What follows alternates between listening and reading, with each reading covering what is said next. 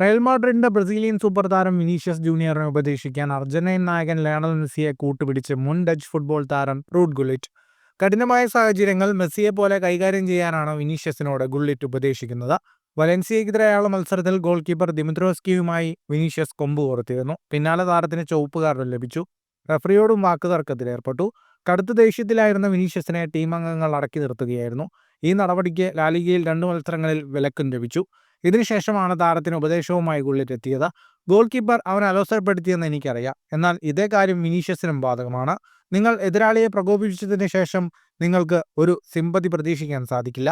നിങ്ങൾ മിണ്ടാതിരിക്കാൻ പഠിക്കണം. മെസ്സിയെ നോക്കൂ, അവനെ എപ്പോഴും ആളുകൾ ചവിട്ടിക്കൂട്ടാറുണ്ട്.